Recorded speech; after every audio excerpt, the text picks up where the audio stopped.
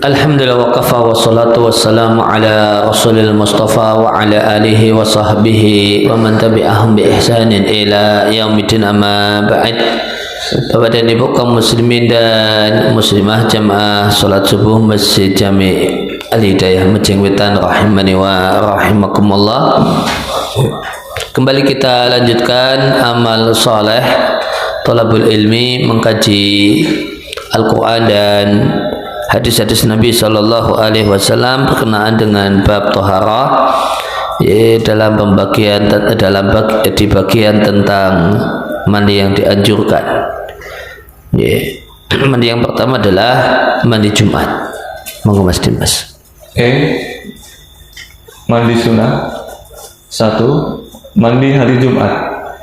Hal itu didasarkan pada hadis Abu Sa'id Al-Khudri. Dia bercerita,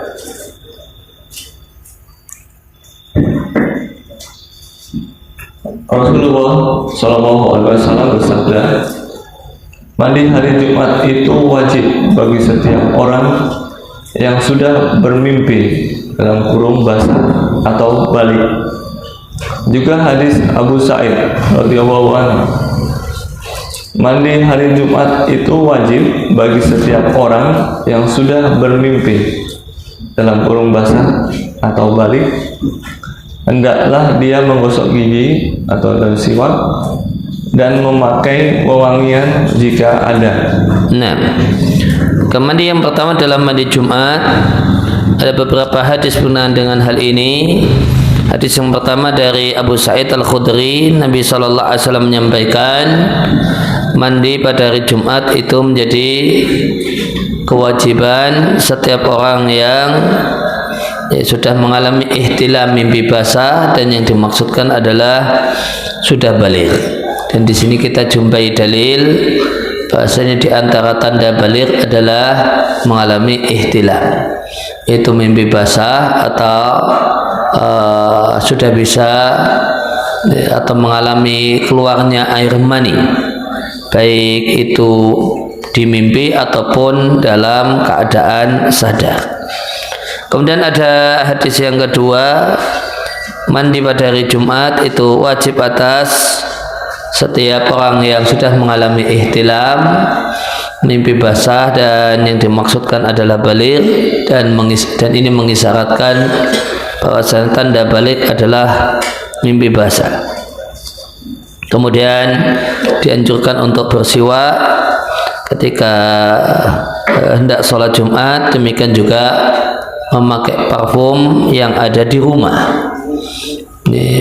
Jika ada parfum maka hendaknya memakai parfum. Nah, hadis Abu Hurairah radhiyallahu anhu, hak bagi Allah atas setiap muslim untuk mandi setiap 7 hari dalam kurung 1 minggu, 7 hari dalam kurung 1 minggu sekali, dengan membasuh kepala dan seluruh tubuhnya.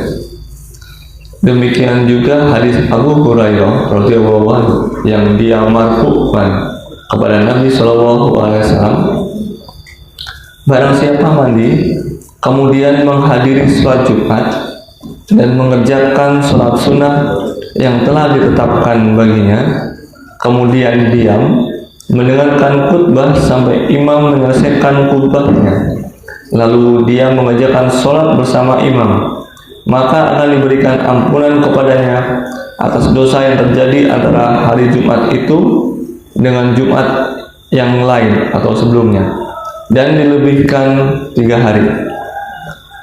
Dari Abu Sa'id. Kemudian ada 2 hadis berikutnya, hadis dari Abu Hurairah, sabda Nabi Sallallahu Alaihi Wasallam, menjadi hak Allah yang menjadi kewajiban setiap muslim mandi sekali per mandi yang wajib sekali per 7 hari, yaitu seminggu sekali minimal mandi sekali.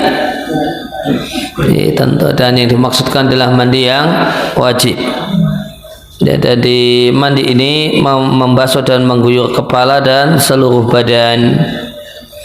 Kemudian hadis Abu Hurairah, Ya, Nabi menjelaskan keutamaan orang yang mandi setelah itu datang ke masjid atau tempat sholat Jumat sambil nunggu datangnya atau dimulainya khutbah, dia mengerjakan sholat sebanyak yang ditakdirkan untuknya. Maksudnya adalah sebanyak yang bisa dia lakukan. Dia mengerjakan sholat apa yang telah ditentukan untuknya. Maksudnya yang ditentukan untuknya artinya sekuat yang bisa dia lakukan. Boleh jadi 2 rakaat, boleh jadi 4, boleh jadi 6, boleh jadi 8, boleh jadi 10 rakaat, ya, atau lebih dari itu. Bisa ditambahi selama khutbah belum dimulai.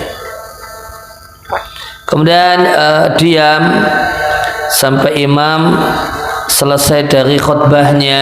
Maka ini mengisyaratkan bahwasanya idealnya khatib itu sekaligus imam, sehingga Nabi katakan sampai imam selesai dari khutbahnya. Setelah itu sholat bersama imam, maka dia mendapatkan, maka orang yang semacam ini mendapatkan pahala 10 hari, sehingga diampuninya untuknya antara Jumat tersebut dengan hari Jumat berikutnya, ya, antara bukan sebelumnya ya, tapi Jumat yang lainnya, yaitu maksudnya Jumat berikutnya, dan itu pun masih ditambah 3 hari, berarti 10 hari. Nah, satu amal kebajikan itu nilainya 10 kali lipat. Maka untuknya pahala atau ampunan dalam bentuk ampunan 10 hari. Nah, dari Abu Sa'id Al-Khudri dan Abu Hurairah radhiyallahu anhu, dari Nabi Shallallahu alaihi wasallam, beliau bersabda, barang siapa mandi di hari Jumat dan memakai pakaian yang terbagus serta memakai wangi-wangian jika punya, kemudian dia menghadiri sholat Jumat dan tidak juga melangkahi leher dalam kurung pundak orang-orang, lalu dia mengerjakan sholat sunnah yang telah ditetapkan baginya, selanjutnya berdiam jika imam telah keluar atau menuju ke mimbar sampai selesai dari sholatnya, maka itu semua menjadi kafarah baginya atas apa yang terjadi antara hari itu dengan hari Jumat sebelumnya, dalam kurung dan tambahan 3 hari. Nah, kemudian hadis masih Abu Sa'id dan Abu Hurairah, 2 sahabat Nabi, menceritakan sejumlah amalan di hari Jumat. Mandi pada hari Jumat, kemudian saat ibadah sholat Jumat itu dianjurkan memakai pakaian terbaik yang dimiliki, sama karena hari Jumat itu adalah hari raya, maka sebagaimana hari raya dianjurkan untuk memakai pakaian yang terbaik yang dimiliki. Maka di hari Jumat juga demikian, pakaian apa yang di rumah yang paling baik, paling bagus, mungkin ya, yang paling mahal yang ada di rumah. Nah, ini dianjurkan untuk dipakai untuk ibadah sholat Jumat, karena ibadah sholat Jumat itu hari raya pekanan kaum muslimin.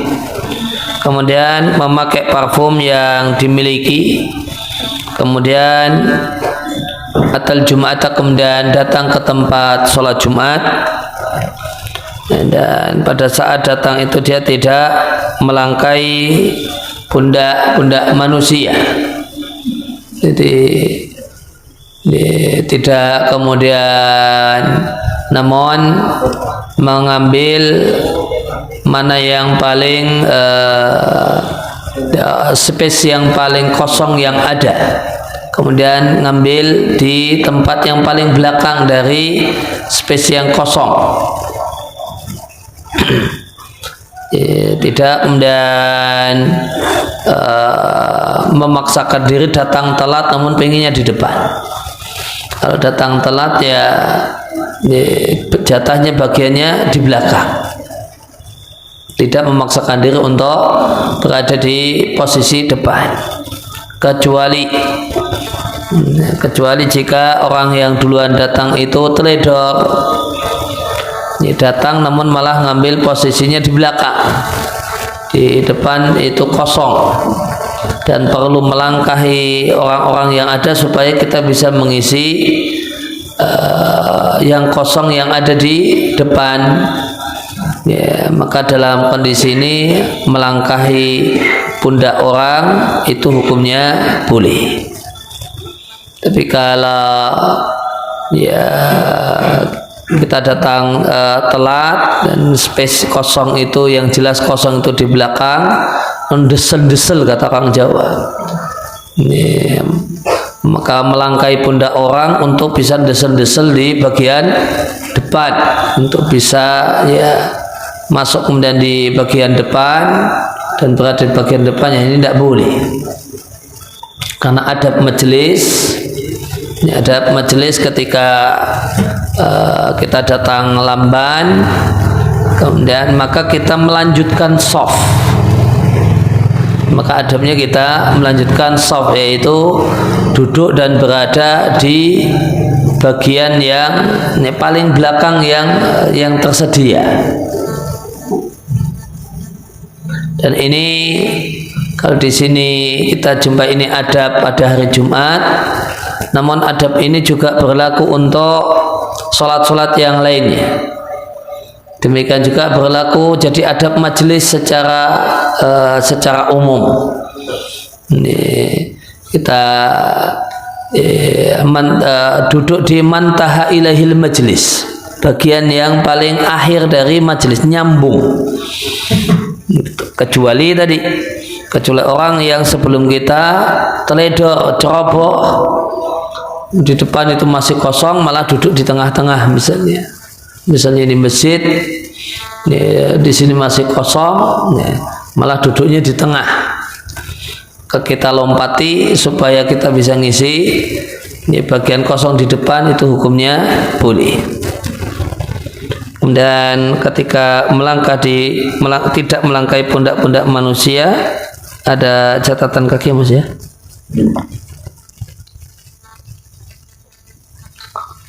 Menurut riwayat Ibnu Huzaimah dan hadis Abu Darda radhiyallahu anhu, dia tidak memisahkan antara dua orang. Ya, kemudian di antara adalah tidak memisahkan di antara dua orang yang duduk berdekatan. Ya, suruh kanan suruh geser ke kanan, kiri suruh geser ke kiri. Kemudian semula dekat, dua orang dekat, akhirnya jadi berjauhan gara-gara kita datang, ini suruh geser ke sana, ini kemudian suruh geser ke sini saya pakai. Nah, ini di antara tindakan yang tidak beradab di hari Jumat. Demikian juga di sholat-sholat yang lain, demikian juga adab majelis secara umum. Ini adab majelis secara umum. Ketika kita hadir di satu tempat, kita jumpai ada dua orang yang berdua, bahkan ngobrol, itu tidak boleh kita tiba-tiba nyela, Pak saya di tengah-tengah ya, jangan geser sana, jangan geser sini, saya mau duduk di sini.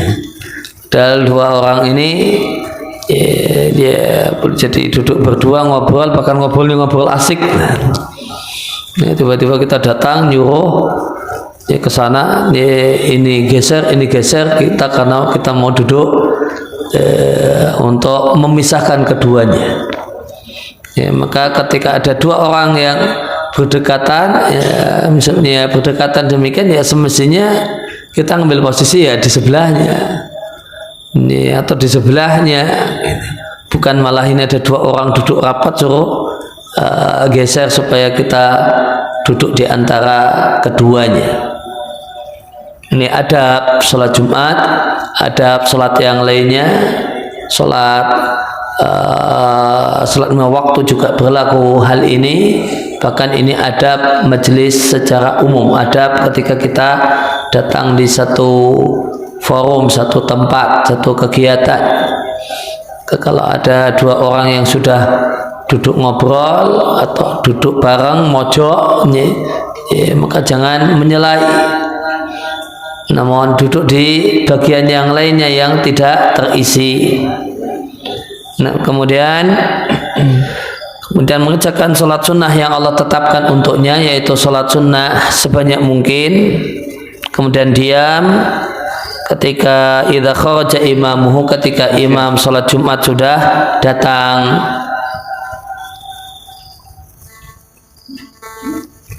Maka hal ini dalil bahasanya idealnya imam itu datangnya nelat, sedangkan makmum sholat Jumat itu yang datangnya gasik. Sehingga setelah selesai sholat sunnah banyak, barulah kemudian imam datang. Sehingga imam itu dianjurkan untuk datangnya ngepas, tidak gasik, namun ngepas saja. Sedangkan makmum itu yang dianjurkan untuk gasik. Dan semangat banyak orang di tempat kita itu jadi imam, nelat gitu, ngepas saja gitu. semangatnya jadi imam, tapi tidak mau jadi imam gitu. Cuma semangatnya aja semangatnya imam gitu. Semangat di banyak tempat itu sholat Jumat itu terbalik gitu. Imamnya nunggu makmum. Boleh jadi misalnya sholatnya dimulai jam 12, jam setengah 12 imamnya sudah datang. Baru ada takmirnya saja gitu. Baru ada 2 dan 3 orang takmir masjidnya gitu. Kemudian nanti kalau kemudian pas mau naik mimbar, itu baru kemudian pada datang gitu. Ini sehingga sering tertukar, ini adab yang tertukar gitu. Makmumnya, imamnya gasik, makmumnya ngepas gitu. Padahal yang semestinya makmum itu nunggu imam. Mestinya makmum nunggu imam. Jadi makmumnya gasik, imamnya datangnya ngepas. Bahkan idealnya yang dianjurkan imam atau kemudian khatib sholat Jumat itu tidak sholat tahiyatul masjid. Jadi dianjurkan untuk tidak sholat tahiyatul masjid karena langsung naik ke mimbar, datang langsung naik ke mimbar. Sehingga di sini disampaikan setelah sholat yang banyak, kemudian diam ketika imamnya, yaitu khatibnya datang. Hatta yafruha min sholatihi, sampai selesai sholat. Maka ini akan ibadah Jumat semacam ini akan jadi penghapus dosa antara hari Jumat itu dengan hari Jumat sebelumnya ditambah 3 hari, artinya 1 hari nilainya 10 hari. Nah, dari Aus bin Aus As-Saqafi, dia bercerita, aku pernah mendengar Rasulullah SAW bersabda, barang siapa membersihkan diri pada hari Jumat dan mandi, lalu bergegas pergi dan berangkat di awal waktu, serta berjalan kaki dan tidak menaiki kendaraan, selanjutnya mendekati posisi imam, kemudian mendengarkan khutbah dan tidak lengah, maka baginya pada setiap langkah pahala amalan 1 tahun, berupa pahala puasa dan qiyamul lail sepanjang tahun itu. Tolong ulangi Mas. Barang siapa membersihkan diri pada hari Jumat dan mandi, lalu bergegas pergi dan berangkat di awal waktu, serta berjalan kaki dan tidak menaiki kendaraan, selanjutnya mendekati posisi imam, kemudian mendengarkan khutbah dan tidak lengah, maka baginya pada setiap langkah pahala amalan 1 tahun, berupa pahala puasa dan qiyamul lail sepanjang tahun itu. Nah, kemudian hadis yang lain tentang amalan pada hari Jumat, barang siapa yang mandi pada hari Jumat. Dan kita tadi hadis-hadis yang sudah kita baca dan kita simak semuanya menegaskan mandi pada hari Jumat. Sehingga kapankah mandi hari Jumat itu dimulai? Perlu diketahui kalau dalam bahasa Arab disebut hari Jumat atau hari itu dimulai dari terbit matahari. Kalau dalam bahasa secara dari tinjauan bahasa Arab. Namun dari tinjauan syariat disebut puasa sehari. Ketika ada ungkapan puasa 1 hari itu mulainya terbit fajar. Gimana dengan mandi hari Jumat? Maka hari di sini kita maknai dengan hari secara syariat. Dan hari secara syariat dimulai dari terbit fajar. Ini kurang lebih di dataran praktisnya ya, yaitu setelah terdengar azan subuh. Maka siapa yang mandi pada hari Jumat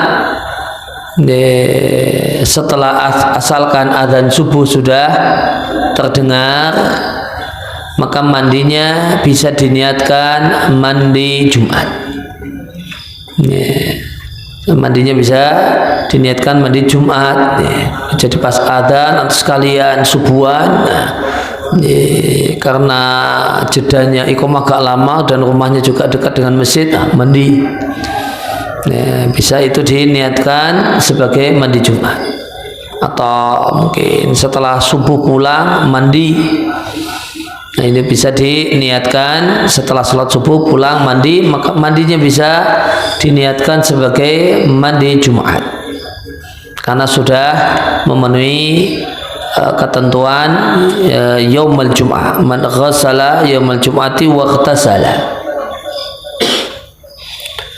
Ya, jadi ringkasnya bisa diniatkan mandi Jumat itu setelah asalkan bisa diniatkan untuk mandi Jumat itu untuk atau asalkan fajar atau waktu subuh terbit, fajar telah terbit. Dan yang paling afdal adalah mandi Jumat itu beberapa saat sebelum berangkat. Itu yang paling afdal.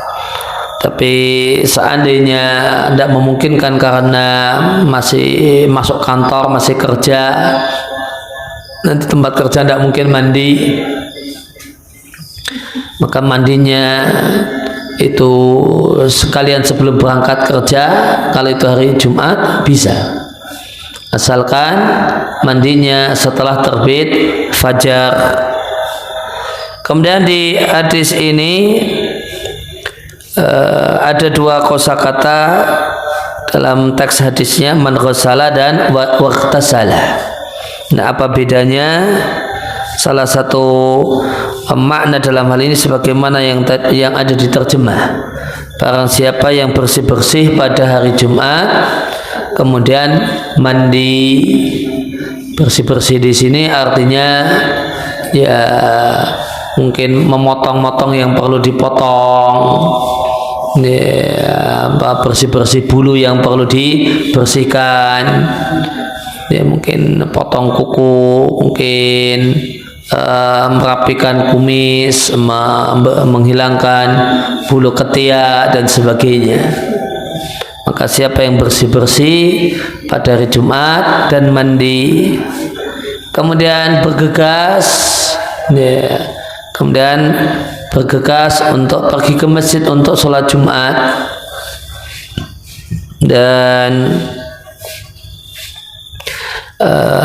untuk ibadah sholat Jumat itu ada 3 waktu atau 5 waktu Sering kita dengar keutamaan siapa yang datang di waktu yang pertama seperti korban unta, kemudian siapa yang datang di waktu yang kedua seperti korban sapi, dan seterusnya, ada sampai 5 waktu.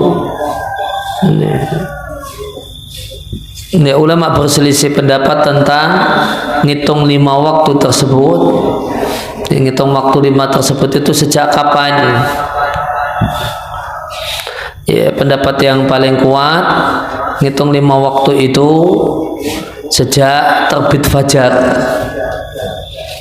Sejak terbit fajar sampai khutbah dimulai. Sampai khutbah dimulai itu dibagi 5. Itu dibagi 5. Maka misalnya khutbah dimulai di jam 12.00, kemudian fajar itu jam 4.00, maka dari jam 4 sampai jam 12 dibagi 5. Jadi dari jam 4 sampai jam 12 dibagi 5. Berapa itu, Bapak? Jam 4 sampai jam 12 misalnya, bagi 5, maka satu bagiannya berapa jam?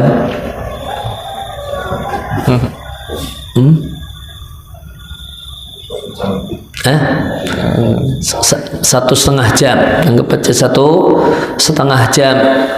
Jadi sa'ah, kalau di redaksi hadisnya sa'atul ula, sa'atul thaniyah. Sa'ah di situ bukan 1 jam 60 menit, namun sa'ah di situ itu adalah satu bagian waktu dari terbit fajar sampai khutbah dimulai. Dibagi 5 nanti ketemu satu bagian waktunya. Satu bagian waktunya 1,5 jam. Jadi kalau datang jam 11 itu dapat telur itu. Jam 11. Itu nilainya telur, itu bukan nilainya unta, bukan, nilainya telur itu. Karena itu sa'ah khamisah, itu sa'ah yang kelima. Sa'ah yang kelima. Kalau datangnya ke masjid itu jam 5, itu untuk sholat Jumat, itu udah jam 5. Itu baru yang dapat unta, karena masih sa'atul ula, masih sa'ah yang pertama. Unta, sapi, kambing, ayam, telur kan ya. Jadi kita itu penggemar telur. Kita itu penggemar telur. Oleh karena itu Imam Al-Ghazali, Abu Hamid Al-Ghazali mengatakan bid'ah yang pertama kali muncul dalam Islam adalah hilangnya obor dini hari di hari Jumat.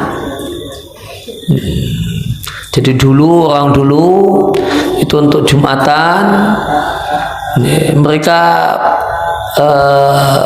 pergi untuk ke masjid untuk Jumatan, mereka bawa oncor, obor untuk Jumatan,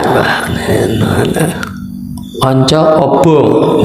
Jadi subuh itu berangkat. Subuh berangkat oncor, obor di dini hari pada hari Jumat, karena mau dapat sa'atul ula. Maka kata Imam Ghazali, bid'ah pertama dalam Islam adalah hilangnya obor. Hilangnya obor di dini hari untuk berangkat sholat Jumat.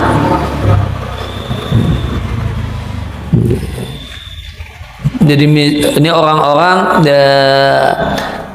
karena dulu satu kampung satu masjid untuk Jumat, namun untuk musola banyak gitu ya, masjid-masjid jamaah banyak, mereka pada sholat subuh di musolanya, di masjid jamaah yang tidak untuk dipakai Jumat.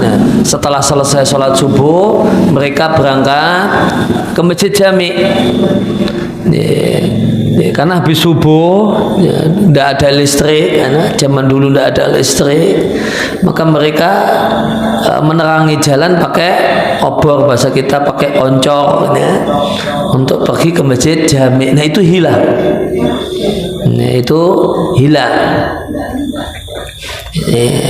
Kegiatan seperti itu ya tidak ada. Dan maka itu berkenaan dengan masalah berpagi-pagi. Summa bakar wa takara, kemudian berpagi-pagi. Jadi berpagi-pagi itu memang tulen pagi sekali. Aslinya ini paginya itu tulen pagi sekali. Maka kalau kemudian yang datang di saatul ula nunggu di bagian waktu yang pertama, nunggu khutbah dimulai, itu bisa dapat 50 rakaat itu atau bukan lebih kan? Ya, karena anggap saja jam 5 udah sampai masjid untuk sholat Jumat, sampai jam 12 itu berapa puluh rakaat yang bisa dikerjakan. Maka tadi disampaikan, lantas sholat sunnah sebanyak yang Allah takdirkan untuknya. Artinya sebanyak yang bisa dia lakukan. Jadi kemudian perlu diketahui bahasanya Nabi katakan hari Jumat itu 12 sa'ah, 12 bagian waktu, dan waktu yang paling afdal untuk berdoa adalah di bagian waktu yang ke-12. Nah itu ngitungnya gimana? Dari terbit fajar sampai tenggelam matahari bagi 12. Dari terbit fajar sampai tenggelam matahari bagi 12.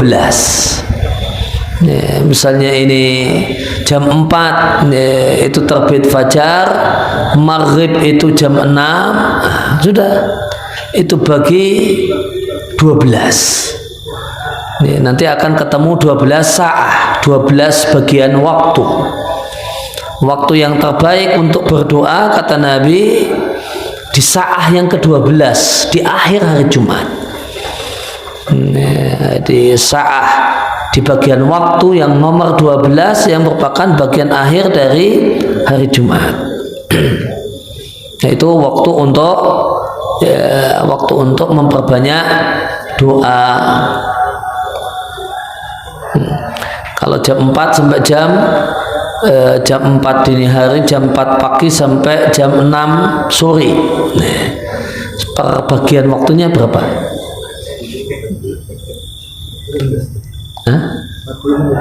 Berapa? 14 bagi 12. 40-an menit. 40-an menit. Sehingga misalnya orang mau mencari doa di akhir hari Jumat, kalau satu sa'ahnya itu tadi 40 menit, maka waktu yang afdal untuk doa di bagian akhir dari hari Jumat ya kurang lebih di jam setengah 6 sampai menjelang maghrib. Itu waktu terbaik atau waktu yang paling afdal untuk berdoa di akhir hari Jumat. Kalau 5/4 masih kurang ya. 5:20-an ya, anggap aja setengah 6 lah. Setengah 6 sampai menjelang maghrib itu waktu terbaik untuk memperbanyak doa di akhir hari Jumat. Wa masya walam yarka. Kemudian di antara amal yang dianjurkan pada hari Jumat adalah pergi sholat Jumat dengan jalan kaki dan tidak naik kendaraan, tidak naik motor, tidak naik mobil, namun jalan kaki. Maka secara khusus ada anjuran untuk tidak naik kendaraan namun jalan kaki itu untuk melaksanakan ibadah Jumat, demikian juga ibadah sholat hari raya. Ini dua-duanya ini ada anjuran khusus untuk jalan kaki dan tidak berkendaraan. Wadana minal imami, dan dekat dengan imam, artinya ngambil shop yang awal. Fastama'a, lantas mendengarkan khutbah Jumat. Walam yalhu, dan tidak lalai. Dan Nabi sampaikan di hadis yang lain, siapa yang ketika khutbah itu Jumat sedang berlangsung dan dia pegang-pegang kerikil, maka dia lalai. Dan siapa yang lalai tidak ada Jumat baginya. Maka sehingga lalai adalah semua hal yang menyebabkan memecah konsentrasi dan fokus kita dengan khutbah yang disampaikan. Maka kalau Nabi sampaikan man masal hasa faqad lagha, siapa yang megang-megang kerikil dia lalai. Maka demikian juga siapa yang pegang-pegang handphone dia lalai. Pas khutbah Jumat malah pegang-pegang handphone, malah lihat Facebook sambil dengan khutbah Jumat, itu dia lalai. Sehingga ketika hari Jumat itu tidak boleh nyatet materi khutbah, itu tidak boleh nyatet. Tidak boleh nyatet. Kalau ngerekam, pasang rekaman ya bisa, tapi kalau nyatet tidak boleh. Karena tidak maksimal memperhatikan. Tidak maksimal memperhatikan, dan ini dituntut untuk maksimal dalam memperhatikan.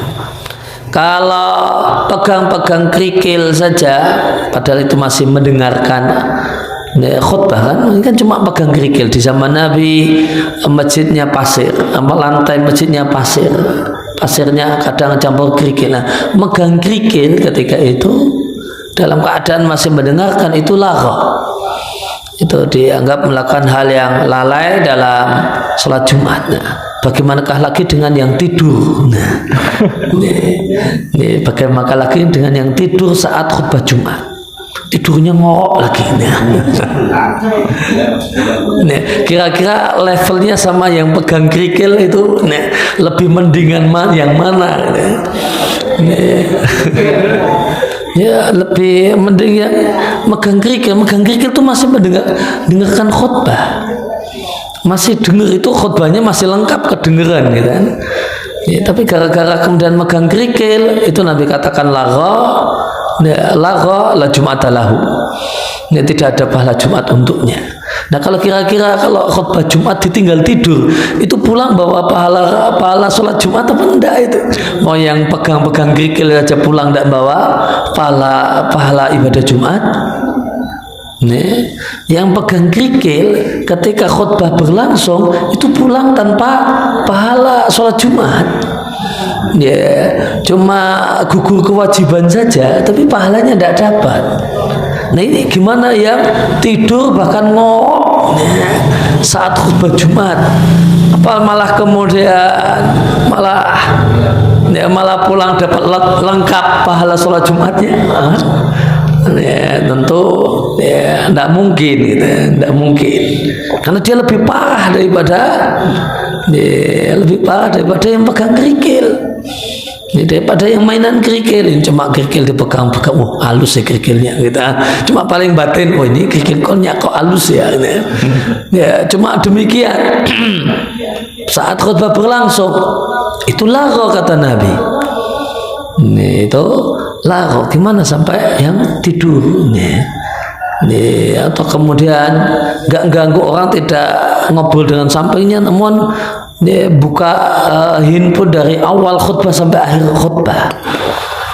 Jawabannya tentu ini lebih parah daripada yang memegang kerikil. Jadi maksud walam yalhu, Sehingga walam yalhu di sini ya tidak pegang kerikil, tidak mainan HP, tidak ngobrol sama sampingnya, tidak tidur saat khutbah berlangsung. Karena lahu bikuli khutwatin, maka siapa yang memenuhi poin-poin di atas, salah satunya adalah jalan kaki, maka setiap satu langkah kakinya pergi ke tempat sholat Jumat nilainya ganjaran 1 tahun. Nggak main-main Pak, ini wah sekali pahalanya. Pahala 1 tahun, dan 1 tahun itu isinya apa? 1 tahun itu isinya setiap hari puasa dan setiap malam sholat malam. Nih, setahun, namun setahunnya itu isinya setiap hari itu puasa, setiap siangnya puasa, setiap malamnya sholat malam. Itu ganjaran 1 tahun paling maksimal. Karena selama 1 tahun itu puasanya sebanyak 365 hari dan sholat malamnya sebanyak 365 kali. Nah, ini untuk ada ganjaran demikian besar untuk orang yang memenuhi poin-poin yang Nabi sebutkan dalam hadis ini. Nah, dari Samurah radhiyallahu anhu yang dia marfu'kan kepada Rasulullah SAW, barang siapa berwudu pada hari Jumat, alangkah baiknya dia berwudu, dan barang siapa mandi, yang demikian itu lebih afdol. nah ini hadis yang jadi dalil mayoritas para ulama bahwasanya mandi itu yang afdal, namun seandainya tidak mandi hanya wudu itu sudah cukup. Nah, dari Abu Hurairah radhiyallahu anhu, dia berkata Rasulullah SAW bersabda, barang siapa berwudu dan dia melakukannya dengan sebaik-baiknya, kemudian menghadiri sholat Jumat, lalu mendengarkan khutbah seraya berdiam diri, maka akan diberikan ampunan kepadanya atas dosa-dosa antara hari itu dengan hari Jumat berikutnya, dan ditambahkan 3 hari. Dan barang siapa menyentuh kerikil, berarti dia telah lengah. ya, maka Nabi katakan waman masal hasa faqad lagha, siapa yang saat khutbah Jumat berlangsung dia pegang-pegang kerikil yang ada di masjid Nabi ketika itu, yang lantainya masih pasir dan banyak kerikil di sana, faqad lagha, maka dia lengah, dia telah sia-sia. Dalam riwayat yang lain Nabi mengatakan waman lagha fala jum'ata lahu, dan siapa yang lagha tidak ada pahala Jumat untuknya. Nah, para ulama telah berbeda pendapat tentang apakah mandi Jumat itu wajib atau sunnah. Yang mulia Al-Alamah bin Bas mentarjih bahwa mandi hari Jumat itu sunnah muakkad. Oleh karena itu, orang muslim harus benar-benar memeliharanya dalam rangka keluar dari perselisihan pendapat dengan orang yang mewajibkannya. Pendapat para ulama mengenai mandi hari Jumat ini ada 3. Di antaranya ada yang mewajibkan secara mutlak, dan ini merupakan pendapat yang kuat. Ada juga yang berpendapat bahwa mandi hari Jumat itu sunnah muakkad mutlak. Dan ada juga yang merinci lagi sebagai berikut. Mandi hari Jumat itu wajib bagi orang-orang yang bekerja berat, karena pekerjaan itu dapat menimbulkan rasa lelah dan keringat yang sangat banyak, tetapi sunnah bagi selain mereka. Tetapi pendapat tersebut lemah. Nah, jadi tentang hukum mandi Jumat itu ada 3 pendapat. Pendapat yang pertama wajib tanpa memberi rincian. Pendapat yang kedua Ini dinilai sebagai pendapat mayoritas para ulama yang mengatakan hukumnya sunnah tanpa rincian. Kemudian pendapat yang ketiga adalah pendapat yang merinci, yaitu ketika mau atau sebelum pergi ke tempat sholat Jumat, badannya berkeringat ataukah tidak. Jika tadi pagi hari itu kerja terlebih dahulu sampai berkeringat, maka dianjurkan atau wajib mandi. Wajib mandi kalau dini hari itu sudah berkeringat karena ke sawah terlebih dahulu, ya habis subuh itu ke sawah terlebih dahulu berkeringat, baru setelah itu mau berangkat sholat Jumat, ya, maka ya keringatnya maka ditunggu sampai keringatnya agak kering, setelah itu wajib mandi. Tapi kalau yang pagi itu tidak berkeringat, tidak ada kewajiban mandi. Ada tiga pendapat semacam ini, dan tadi disampaikan di awal, meskipun ketika kita kuatkan pendapat mayoritas ulama yang mengatakan sunnah muakkadah, namun dalam dataran praktek hendaknya sebisa mungkin tidak meninggalkan mandi Jumat dalam rangka keluar dari, supaya tidak disalahkan ulama yang menilai mandi Jumat itu hukumnya wajib tanpa rincian. Nah, tetapi pendapat tersebut lemah. Yang benar adalah bahwa mandi hari Jumat itu sunnah muakkad. Adapun sabda Nabi Rasulullah SAW, mandi hari Jumat itu wajib bagi setiap orang yang sudah balik. Artinya, menurut mayoritas ulama, sebagai penekanan, sebagaimana masyarakat Arab biasa mengungkapkan janji itu adalah hutang dan saya wajib memenuhinya. Yang menunjukkan pengertian tersebut adalah kebijakan beliau yang memerintahkan cukup dengan wudhu saja dalam beberapa hadis. Demikian pula dengan memakai wangi-wangian, siwak, pakaian bagus, serta berangkat lebih awal ke masjid untuk sholat Jumat. Semua itu merupakan sunnah yang sangat dianjurkan, yang tidak memuat unsur wajib sama sekali. Ya, kemudian di sini disampaikan pendapat yang paling kuat, pendapat mayoritas para ulama, bahasanya hukumnya sunnah muakkadah. Bagaimanakah dengan hadis yang menggunakan kata-kata wajibun, ghusl Jum'ati wajibun ala kulli muhtalimin? Nah, hadis yang semacam ini, wajib di sini artinya sesuatu yang ditekankan. Ya, sebagaimana perkataan orang Arab tadi, ya, janji itu utang, ya, dan wajib bagi saya untuk menunaikannya. Artinya satu hal yang sangat ditekankan bagi saya untuk menunaikannya dan melaksanakannya. Karena juga pendapat mayoritas para ulama, berjanji untuk melakukan kebaikan, hukum melaksanakannya itu hukumnya tidak wajib, hukumnya dianjurkan. Ya, seorang yang berjanji minggu depan saya traktir nih bakmi ya, itu ini janji. Ini janji untuk berbuat baik, itu dalam pandangan mayoritas para ulama itu tidak wajib, tidak dosa sehingga seandainya tidak jadi. Ini tidak dosa seandainya tidak jadi.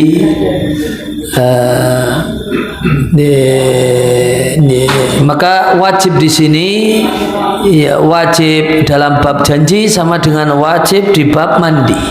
Artinya sesuatu yang ditekankan, bukan sesuatu yang jika tidak dilakukan dosa.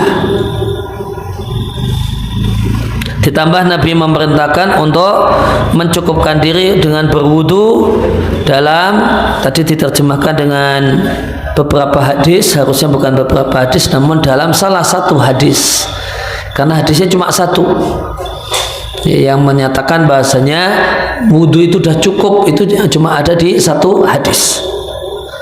Ya, maka mandi itu sunnah muakkadah. Di antara dalil kalau mandi itu sunnah muakkadah di sejumlah hadis, mandi itu digandengkan dengan bersiwak, digandengkan dengan pakai parfum, dan itu semua hukumnya sunnah muakkadah. Ya, maka di antara dalil bahasanya mandi itu tidak wajib adalah pasangannya, gandengannya dalam banyak hadis itu digandengkan dengan hal-hal yang semuanya hukumnya sunnah muakkadah. Maka nanti nyeleneh nanti kalau mandinya itu hukumnya wajib, karena yang lainnya hukumnya sunnah muakkadah. Ini diantara indikator penguat dalam pandangan ulama yang menilai mandi itu hukumnya mandi Jumat hukumnya sunnah muakkadah. Jadi lanjutkan. 2. Mandi ketika hendak ihram.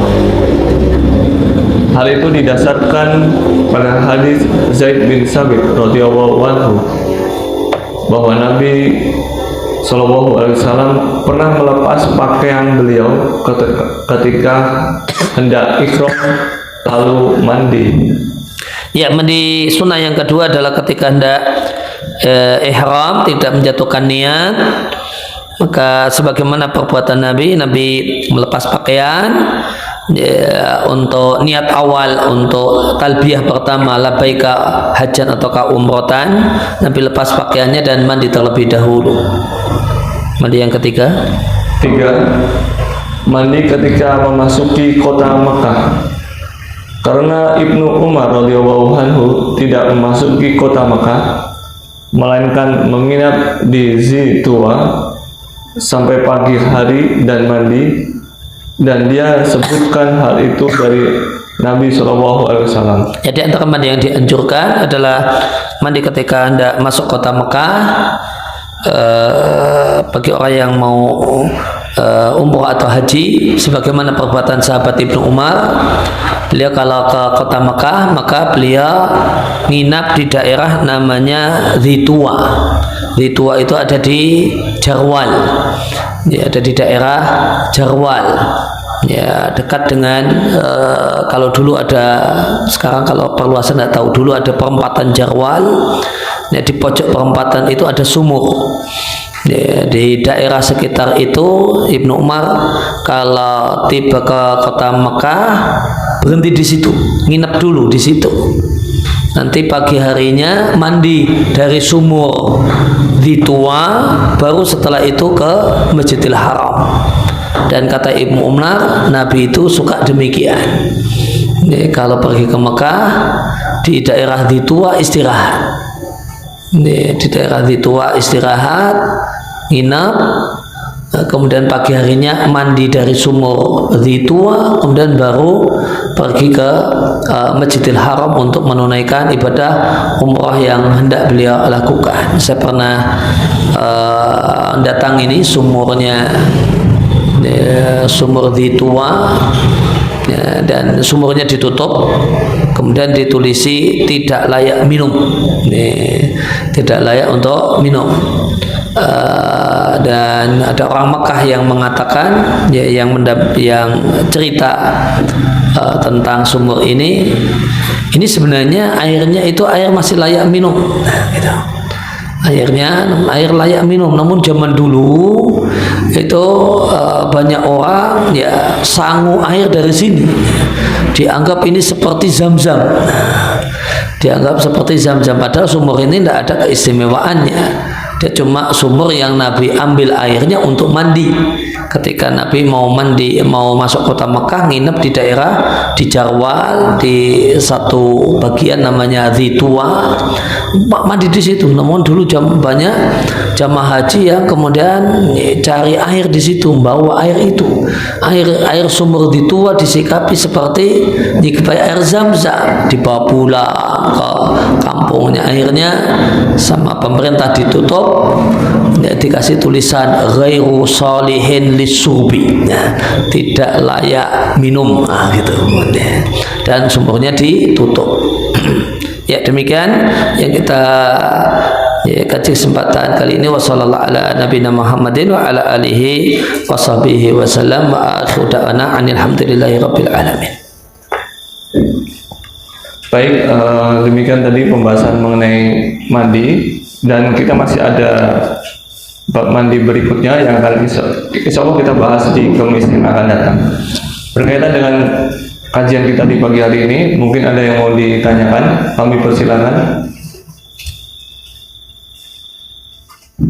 Atau mungkin materi yang sebelumnya seperti tadi yang dijelaskan, baik pada hari Jumat maupun duduk ketika majelis sholat Jumat. Tidak ada ya? Pak, ada satu. Baik. Untuk nama, kemudian pertanyaannya.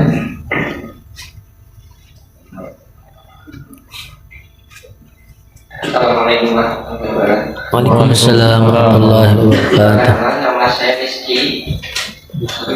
Saya izin bertanya masalah Jumatan.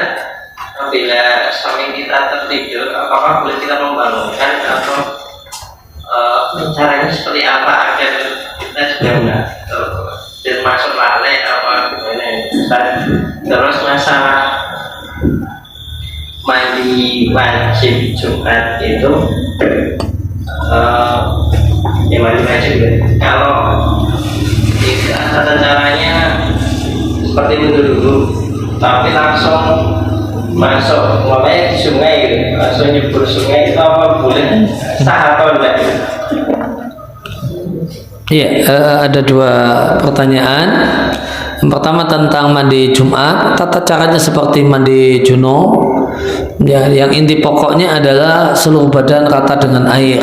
Ya, bisa mandi di kamar mandi, bisa nyemplung sungai dan nyemplung kolam renang atau yang lainnya, itu sudah mencukupi asalkan sudah diniatkan, asalkan berniat.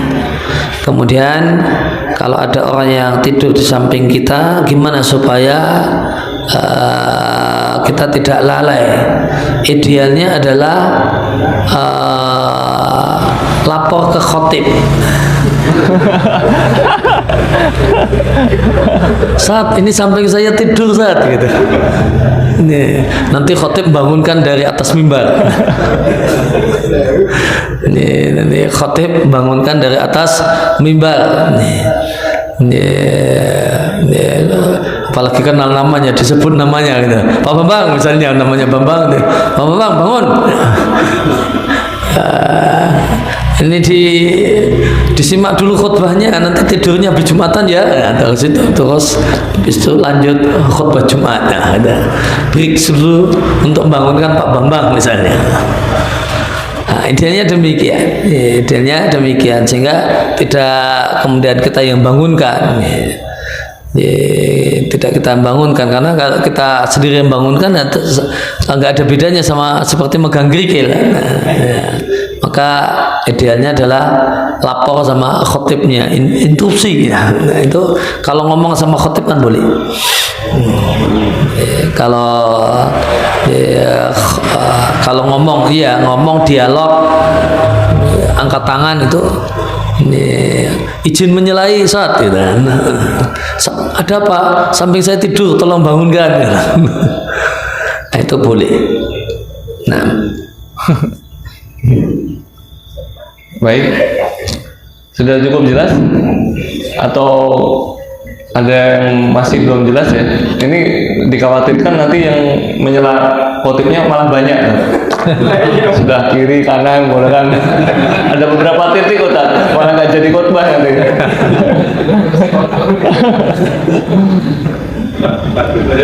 Baik, Masya Allah. Luar biasa ya. Ini merupakan ujian di sholat Jumat.